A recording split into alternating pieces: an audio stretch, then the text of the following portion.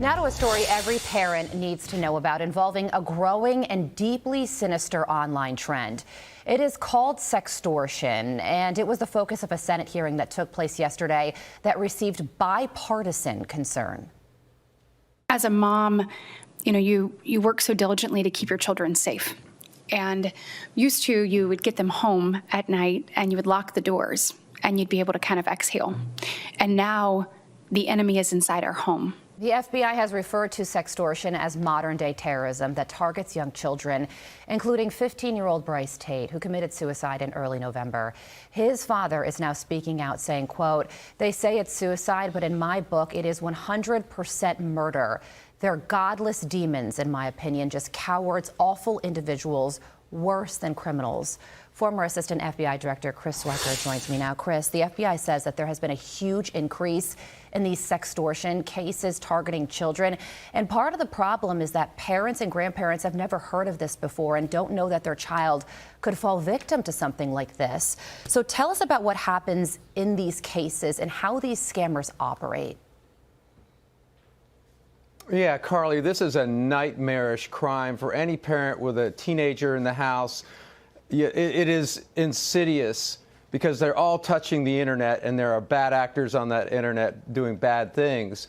So what these people do, they're usually someone from overseas, Western Africa or Eastern Europe. They reach out to mostly boys, young boys in their teens, and pose as a young girl, a little bit older. And they enter into a dialogue. They do some grooming there where they've already done some research on the victim and they know where they go to high school, their activities, their friends, and that sort of thing. So they groom them for a while, and then they get them to they send pictures of themselves, and then they have the victim send pictures of themselves. And then it turns into an extortion, and that happens very quickly. It goes down real fast. They create a sense of panic. There have been over 30 suicides over this, and the FBI has had over 13,000 reports of sextortion. So as it escalates, they extort money, and if they don't send money, they really start pushing them actually to commit suicide. They make them feel worthless, and it's sort of part of the pressure tactics that they use. So it's an insidious crime. Parents really need to educate their teenagers and their children about how this goes down. It's critically important. Tamia Woods spoke at the Senate hearing yesterday on online safety for children.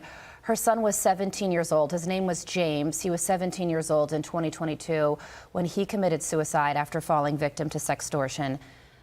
Take a listen to what she had to say. What I would say to children is be vulnerable one more time. I don't care what it is. You speak up. You say something. You stand up for yourself, because we can make sure that we have your back no matter what. I would give anything to have my son back. And he was described as a standout athlete and a happy kid. And it took just 20 hours, Chris, from James going from perfectly normal to this happening to him and then him taking his own life. And the FBI has its focus on a sextortion ring known as 764. It's become the focus of the FBI's attention. Can you tell us about this ring and who these perpetrators are? Yeah, this particular ring is out of Nigeria. And the perpetrators are just Nigerian scammers. They've been known for scamming, conducting cyber scams for years and years and years. They have some accomplices in the U.S. They call them money mules that accept the payment or facilitate the payment. And it's usually somewhere between $100 to $500 in the end. And these teenagers don't have much money. But it's so pervasive across the country. One particular ring got over almost $7 million across, thousands of victims. So, as was mentioned, it goes down really fast. They escalate things. They threaten to send, they extort them. It's a traditional extortion scheme, but it's not bricks and mortar based. It's all over the internet. They get into gaming sites. They get into anything that touches the internet, a tablet, a phone. And again, this is something that you really have to bring up with your children. Yeah. I talked to my grandson about it last night, and it was an embarrassing topic. They don't want to talk about it, but you have to get them aware. Awareness is the biggest defense here. They have to know what goes on, and they have to be willing to tell their parents if something is happening. Absolutely, absolutely. And that's what Bryce Tate's father said. He said that his child knew that he could come to the mom and dad with anything, but they didn't talk about this specific thing, so because they didn't know about it. So awareness is so important. And parents are an incredibly important line of defense here. If you have this specific conversation with your child, as Tamia Woods indicated, lives can be saved, because this is a terror threat that isn't far away. It's in every child's pocket.